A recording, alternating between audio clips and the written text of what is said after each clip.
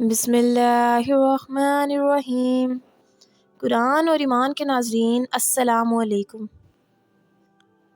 ایک روایت ہے کہ جب فرعون اپنے لشکر کے ساتھ دریائے نیل میں غرق ہو گیا اور حضرت موسیٰ علیہ السلام کو بنی اسرائیل کے ساتھ مصر میں قرار نصیب ہوا، تو ایک دن موسیٰ علیہ السلام کا اللہ کے ساتھ مکالمہ شروع ہوا۔ اللہ سے انہوں نے کچھ سوالات کیے۔ اے اللہ، تیرے بندوں میں سب سے زیادہ تجھ کو محبوب کون سا بندہ ہے؟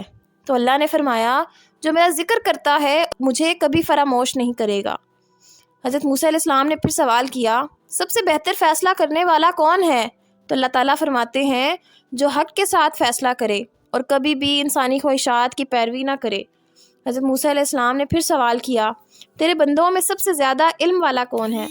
تو اللہ تعالیٰ نے فرمایا، جو ہمیشہ اپنے علم کے ساتھ دوسروں سے علم سیکھتا رہے، تاکہ اس طرح اسے کوئی ایک ایسی بات مل جائے جو اسے ہدایت کی طرف رہنمائی کرے یا اس کو ہلاکت سے بچا لے۔ حضرت موسیٰ علیہ السلام نے پھر سوال کیا، اگر تیرے بندوں میں کوئی مجھ سے زیادہ علم والا ہو تو مجھے اس کا پتہ بتا دے۔ اللہ تعالیٰ نے فرمایا، خضر تم سے زیادہ علم والے ہیں۔ حضرت موسیٰ علیہ السلام نے پھر سوال کیا، میں انہیں کہاں تلاش کروں؟ اللہ تعالیٰ نے فرمایا، ساحل سمندر پر چٹان کے پاس۔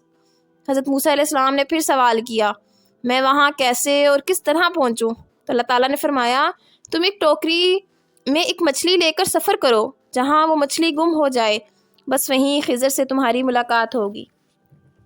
اس کے بعد حضرت موسیٰ علیہ السلام نے اپنے خادم اور شاگرد حضرت یوشع بن نون بن افراہیم بن یوسف علیہ السلام کو اپنا رفیق سفر بنا کر مجمع البحرین کا سفر فرمایا۔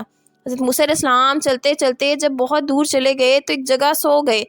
اسی جگہ مچھلی ٹوکری میں سے تڑپ کر سمندر میں کود گئی، اور جس جگہ پانی میں ڈوبی وہاں پانی میں ایک سوراخ بن گیا۔ حضرت موسیٰ علیہ السلام نیند سے بیدار ہو کر چلنے لگے۔ جب دوپہر کے کھانے کا وقت ہوا تو آپ نے اپنے شاگرد حضرت یوشع بن نون علیہ السلام سے مچھلی طلب فرمائی، تو انہوں نے عرض کیا کہ چٹان کے پاس جہاں آپ سو گئے تھے مچھلی کود کر سمندر کے اندر چلی گئی اور میں آپ کو بتانا بھول گیا۔ آپ نے فرمایا کہ ہمیں تو اسی جگہ کی تلاش تھی۔ بہرحال پھر آپ اپنے قدموں کے نشانات کو تلاش کرتے ہوئے اس جگہ پہنچ گئے جہاں حضرت خضر علیہ السلام سے ملاقات کی جگہ بتائی گئی تھی۔ وہاں پہنچ کر حضرت موسیٰ علیہ السلام نے دیکھا کہ ایک بزرگ کپڑوں میں لپٹے ہوئے بیٹھے ہیں۔ جب حضرت موسیٰ علیہ السلام نے ان کو سلام کیا تو انہوں نے حیرانی سے فرمایا کہ اس زمین میں سلام کرنے والے کہاں سے آ گئے؟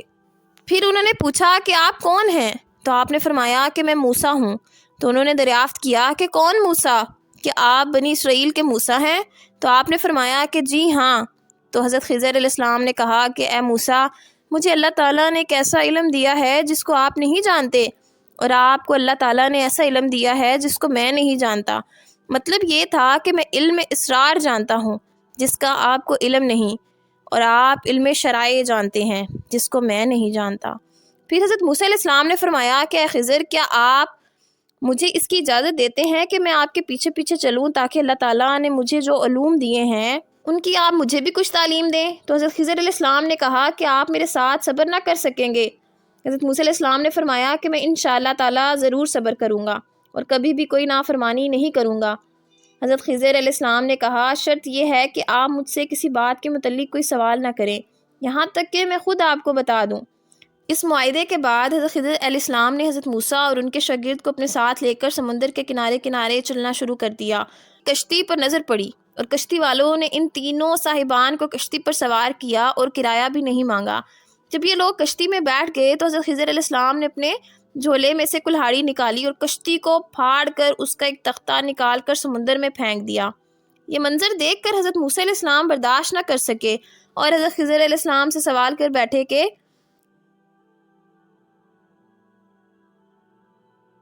ترجمہ، کیا تم نے اسے اس لیے چیرا کہ اس کے سواروں کو ڈبا دو؟ بے شک تم نے بری بات کی۔ حضرت خضر علیہ السلام نے کہا کہ کیا میں نے آپ سے کہہ نہیں دیا تھا کہ آپ میرے ساتھ صبر نہ کر سکیں گے؟ حضرت موسیٰ علیہ السلام نے معذرت کرتے ہوئے فرمایا کہ میں نے بھول کر سوال کر دیا، لہٰذا آپ میری بھول کو نہ پکڑیں اور میرے کام میں مشکل نہ ڈالیں۔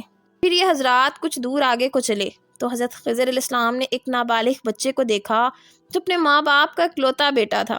حضرت خضر علیہ السلام نے گلا دبا کر اور زمین پر پٹک کر اس بچے کو قتل کر ڈالا۔ یہ خونی منظر دیکھ کر حضرت موسیٰ علیہ السلام میں صبر نہ رہا اور انہوں نے سخت لہجے میں حضرت خضر علیہ السلام سے کہا۔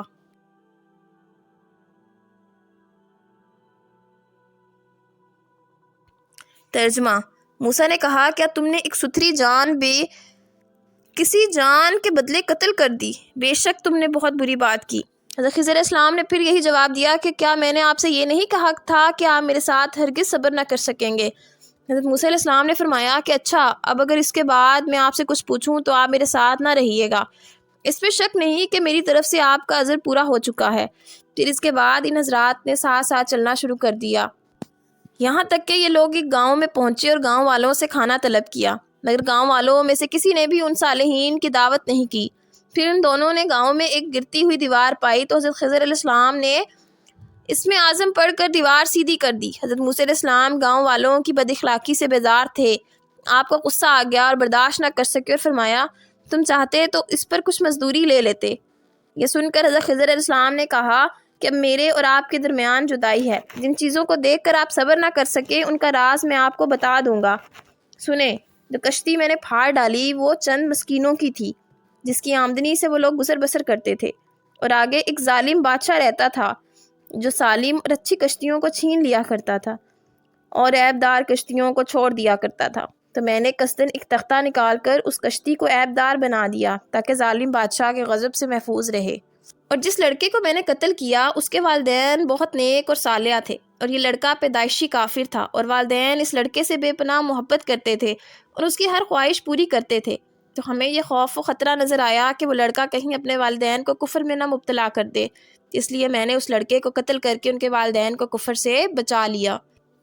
اب اس کے والدین صبر کریں گے تو اللہ تعالیٰ اس لڑکے کے بدلے میں اس کے والدین کو ایک بیٹی عطا فرمائے گا جو ایک نبی سے بیاہی جائے گی، اور اس کے شکم سے ایک نبی پیدا ہوگا جو ایک امت کو ہدایت کرے گا۔ اور گرتی ہوئی دیوار کو سیدھی کرنے کا راز یہ تھا کہ وہ دیوار دو یتیم بچوں کی تھی جس کے نیچے ان دونوں کا خزانہ تھا، اور ان دونوں کا باپ ایک صالح اور نیک آدمی تھا۔ اگر ابھی یہ دیوار گر جاتی تو ان یتیموں کا خزانہ گاؤں والے لے لیتے، اس لیے آپ کے پروردگار نے یہ چاہا کہ یہ دونوں یتیم بچے جوان ہو کر اپنا خزانہ نکال لیں، اس لیے ابھی میں نے دیوار کو گرنے نہیں دیا۔ یہ اللہ تعالیٰ کی ان بچوں پر مہربانی ہے۔ اور اے موسیٰ علیہ السلام، آپ یقین رکھیں کہ میں نے جو کچھ بھی کیا وہ اپنی طرف سے نہیں کیا، بلکہ یہ سب کچھ میں نے اللہ کے حکم سے کیا۔ اس کے بعد حضرت موسیٰ علیہ السلام اپنے وطن واپس چلے آئے۔ حضرت خضر علیہ السلام کی کنیت ابو العباس اور نام بلیہ، اور ان کے والد کا نام الکان ہے۔ بلیہ سریانی زبان کا لفظ ہے، عربی زبان میں اس کا ترجمہ احمد ہے۔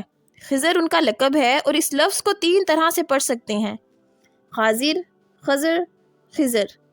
خضر کے معنی سبز چیز کے ہیں۔ یہ جہاں بیٹھتے تھے وہاں آپ کی برکت سے ہری ہری گھاس اگ جاتی تھی، اس لیے لوگ ان کو خضر کہنے لگے۔ یہ بہت ہی عالی خاندان ہے، اور ان کے آباء و اجداد بادشاہ تھے۔